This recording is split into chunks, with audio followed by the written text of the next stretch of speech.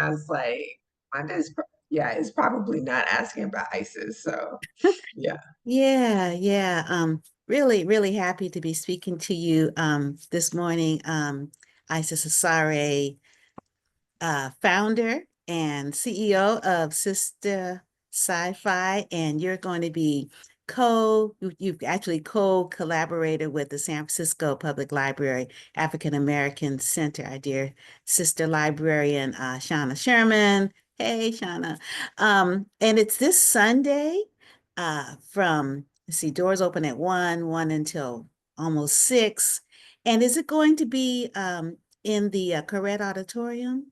It will be. So yeah, just the doors open at 1. People are welcome to arrive at noon Mm-hmm. to get books signed by the authors. And I just have to add this, just so Aunt Loot doesn't get mad. As of March, I became the executive director of Aunt Loot, which is a nonprofit feminist press based in San Francisco that has been Mm-hmm. in existence for 43 years now. Yes, yes, I know Aunt Luke. Yeah, they are amazing. Congratulations. Wow. It's been a wild ride. Yes, yes, yes. So tell us about Sister Sci-Fi, and it sounds like a really amazing journey. I read some things on LinkedIn, and then I went to your website and read some other things. So just tell us a little bit about yourself and Sister Sci-Fi, because I think you're here physically. Yes. Okay. I am based in Oakland, California, so I'm Okay. here. Mm-hmm. Sister Sci-Fi is the first Black-owned bookstore focused on science fiction and fantasy in the US, and that's been validated by the American Booksellers Association. I started Sister Sci-Fi in 2019, so just before the pandemic. Um, and Sister Sci-Fi is located primarily in cyberspace, but in 2023, um, I launched 3 sci-fi book vending machines. So one is located in downtown Oakland at Chapter 510, and 2 are located in Seattle, Washington. Wow, Seattle gets two. Yeah. You said two are located in Seattle, Washington. Yes, So yes, Seattle gets two. That's cute. yes. Like Seattle gets 2. Barry gets 1. When I started Sister Sci-Fi, I was in Seattle, and so when I was launching the vending machines, I reached out to potential locations. And so the Northwest African American Museum said, and 2 locations said yes in Seattle. And so right now the vending machine is in the Northwest African American Museum, which is amazing, and Distant Worlds Coffee. So those are the folks who said yes at the time. Yes, amazing. Congratulations again. So I went to your website and you have product. Like people can get these amazing t-shirts and bag. The bag is sold out right at the moment. They can buy books. And I noticed that you have like a storage space where you have all these books and bags that you're mailing off. Um, so what is it about, sci-fi that attracted you to want to do this? I mean, I know, Prophet Octavia Butler, Ashe, Ashe, Ashe, Ashe, and Parable of the Sower, which is continuing on. It opened July 20th, 2024, and it's moving along pretty close, to the scripture. Yeah, yeah. Yeah, yeah. So much richness in that question. So I grew up loving science fiction with a deep appreciation for technology. Um, and that was always like a very separate lane to like my love and enjoyment, appreciation and study of like Black culture, particularly Black literature. Um, and then a friend and I read Octavia Butler's Dawn. That was the first or second book. And I was just like, it was so beautiful to see technology, like the biotechnology in Dawn. And like first contact with aliens was so rich and imaginative. And but to also see that so steeped in Black culture and Black identity, and Lilith Ayapo's her identity, particularly as a Black woman, right? And taking this into the future, being so present and visible into the future. And that was so amazing. Like for me, science fiction and Octavia Butler says this a lot, is really a space, particularly for marginalized people, to imagine without limits. And as a Black woman, as a queer person, um, in America, particularly now, I need a space without limits, right? And science fiction oftentimes gives me that space to actively ask, what if, right? What if I was 100% accepted? What if there's a way to move around in this world without the constraints of capitalism? What if time moved differently, right? And those are powerful questions to me. And obviously, everything that I do all day, every day is inspired and informed by the work of Octavia Butler and just her ability to really manifest, right? Um, we talk about parable of the sower being prophetic, which is not what I would say. I would say like many scholars of work say that Octavia Butler was very aware and very good at extrapolating providing warnings. But for me, what's most powerful about Octavia Butler is, she would sit down and write in her notes about like how she identified like how she'd be a New York Times bestselling writer, which today seems like of course, but at the time when she was one of the first, Black science fiction writers and one of the few women science fiction writers, and then at that intersection, that was a big leap. And she was very intentional about that vision, even though it didn't happen until 2020, right? Um, and just the way she would impact future generation of writers. And when I think about like how I want to move in community, I think about Octavia Butler's intention setting all the time. And that brings us to why I'm excited about Shadows and Light, which is happening this Sunday. Yes, yes. So tell us about Shadows and Light. What I really found interesting is that looking at horror, you know, as healing, horror as healing. It reminds me of, Sankofa. You have to, go back and fetch it, and to be able to face now, we can't forget where we come from. And so, yeah, so talk about, this wonderful conference, which is free, and these great panels that you have, and then the one you're going to be facilitating, which answers or poses that question, which I'm really looking forward to. We have to wait all the way through the whole day because it's the last panel. Like, okay, well, it was perfect situating. We have wonderful uh, Tanana Reeve Do, who's gonna, open up the space, like a libation, and she is phenomenal. Oh my gosh. And then you close it. So yeah. Well, So anyway, I mean, so yeah, I'm very excited about Shadows in the Light. So why horror and why that as a tool for Black healing? It's really standing on the shoulders of giants. I think it's a conversation that Tiana Redu actually kicked off. I like to refer to Tiana Redu as the queen of Black horror um, through her literary work, and then she's also done the documentary Horror Noir: A Century of Black Horror, which is based off of the book by Robin Means Coleman by the same title. And Black trauma, particularly in the US, is so multifaceted. Um, it's not the complete meaning of what it is to be Black in America or globally, but it is part of how we move in the world. And I think horror gives readers, gives watchers, gives humans a space to name and interact with the trauma, with the monsters, and more importantly, to overcome, right? And especially when you think about films like Get Out, right? Where we have like this very racist white family and like all these characters, right? And so we get to see racism embodied as monsters, and we get to see a main character with the support of his community, right? Overcome that monster, which can be very healing, very transformative, very informative. And those are the conversations that I want to have. the event on Sunday is broken up into three big parts. So Tiana Redu will do an amazing keynote, which I'm really excited about. Then she and several other authors, so Dr. Brooks, Ladarian Williams, Haley Dennings, um, and Tiana Du will have a discussion on the history of Black horror. So it allows the audience to get context about like where is this coming from before Get Out, before Blackulate even, right?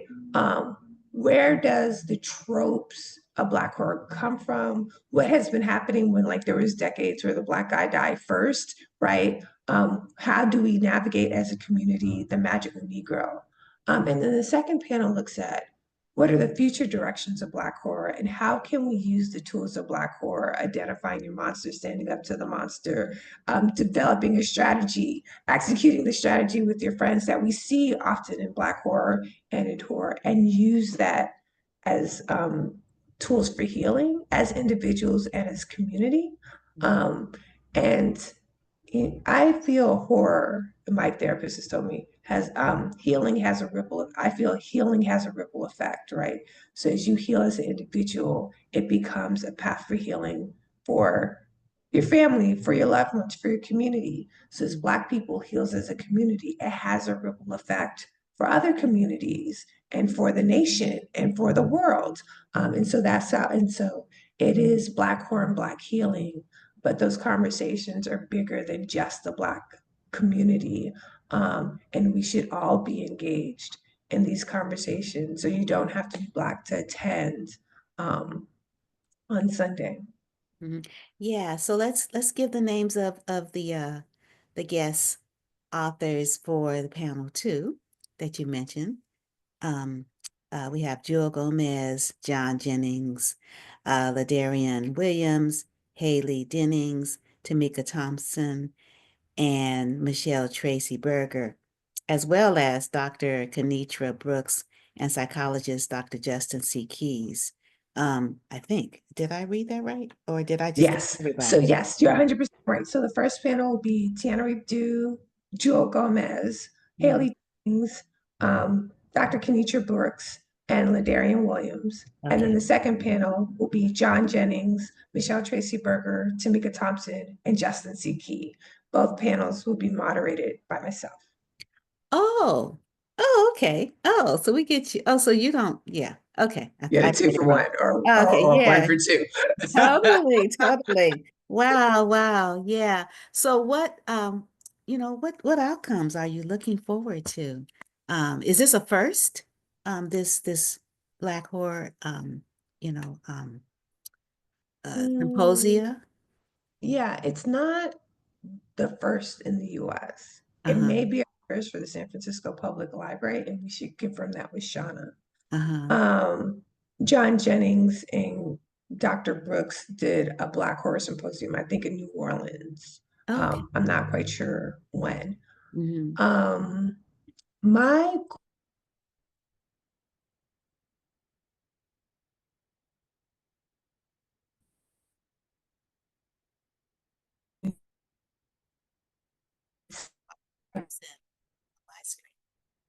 goal, connection and intentional community. Can you hear me okay? Did you lose me? I hear you now. You froze Okay. a little bit after you told us Yes. about the New Orleans. Yeah, so the first one is in New Orleans. So my biggest goal for this event is that attendees have the opportunity to identify, create, and build intentional connections and intentional community that will help us, all of us, get through and build a future that we're excited about, particularly over the next 4 years, because we as a community of marginalized people will face a lot of challenges. And to do that, there'll be a lot of audience interaction. So at the end of both sessions, there'll be an audience Q&A. Mm, We'll hmm. be using the Spill app, which is a Black-owned social media app, to give attendees a chance to connect with each other in times of like somebody says something like, "Oh my God, that's amazing." you can type that in the app and you can see other people who are interacting with that. Mm. You can find other fans of Tiana Do or cinema and begin to make connections to begin to build supportive communities. So that's really, really important to me.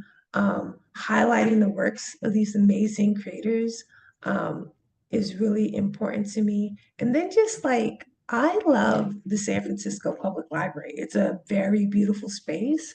So having the community come out in that space is also a big goal of mine. Yes, yes. And I wanted to let our audience know that the San Francisco Public Library, the main branch, is located at 100 Larkin Street in San Francisco, and it's very public transportation friendly. I mean, you can get there on the bus, a lot of different ways, and you can also take BART. So you don't have to drive if you really don't want to.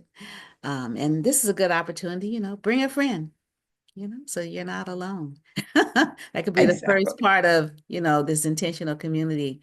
And, again, bringing in Lauren Olamina. Um, she was all about, sort of establishing intentional community and just looking at the way that she uh, would decide to include someone else it's a really good model. It's a very good model. Um, yeah, I'm still calling Octavia Butler a prophetess. And and when I read Parable of the Sower, I'm like, oh, this is scripture. Like, wow.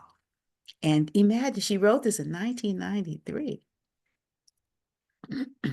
Parable of Sower is definitely scripture. Um, Earthseed is so rich. Hmm. Um, and Octavia Butler's brilliant to just, it's throughout the story. It's throughout the story of Lord Oya Alamina. It's throughout the story of like seeing someone so young navigate America in that political environment. But it was also in like those universal truths, like God is change. Um, Kindness eases fear, like just those words that you can like revisit and come back to, right? In the hardest, most difficult times, like I think there's a passage where it's like, sometimes life gets hard and all you can do is survive, right? Um, and to me, that's the wisdom, that's the genius of Octavia E. Butler, the way she was able to take the messiness and the complexity of humanity and boil it down into very simple heartbeat level words that you can continually gain and draw solace, that I continually gain and draw solace from. Mhm.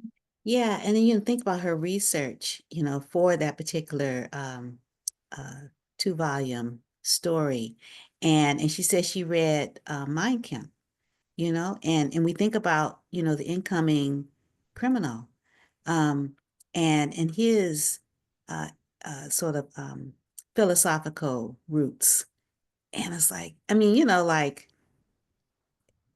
it's so that she's writing now Yeah, from she's yeah. yeah, she's writing now, and I think it also speaks to how cyclical time is. Like you talked about that notion of Sankofa, right? And that is why we have to pull from and bring it forward because, you know, a lot of society thinks of time as very linear, but in a lot of West African traditions, my parents are from Ghana, time is very cyclical, time is very impacted. So, and I think the relevance of Octavia Butler's work now speaks to the cyclicality of time and like definitely speaks to that notion of Sankofa. So I'm really, Mhm. yeah, I'm excited. I'm excited to be, I'm excited about the conversations with the authors, all the authors. Tiana Du is influenced and has studied and has interviewed Octavia E. Butler extensively. So we'll be pulling her into the room, but also like the work of Black creators and folks who have held space for Black creators in the speculative fiction realm Mhm. from across the diaspora. So, Yes. and again, most importantly, giving the audience a chance to connect with each other. Um, that is what I'm most excited about, especially now. Mm-hmm. Yeah, I was wondering how you had a name, Isis or Aset, in the Kemetic language. Um, and so, and then, resonating with Sankofa and the Adinkras are something that, you come into, from your ancestry directly. Not that, others of us don't, but you're like closer to it because, yeah. So I wanted to know in closing, if you want to maybe share some encouragement, you can share an Endinkra that, really resonates with you. You can, be Isis and or Alced and, drop it on us, whatever. Oh, wow, I wasn't ready for that. Um, yeah, I should have like a pithy, um, yeah, what I would say is that what I'm telling myself is that the next 4 years will be difficult, and I've gotten through it before, right? We have gotten through it before. Um, and that Tiana do actually and had a webinar earlier this week and identified what are four things that what are four tools we can use to get through this. And the number one tool is community. I know I've said it 3 times, but like three, four, five, 6 times. But for me, that is the number one tool. And I'm telling my people that like this 4 years, I'm leaning in deep into community. I know I will need an abundance of support. I'm here to intentionally show up in support in alignment with my capacity. And I encourage and I offer space for others to do the same, to identify their community and show up in support.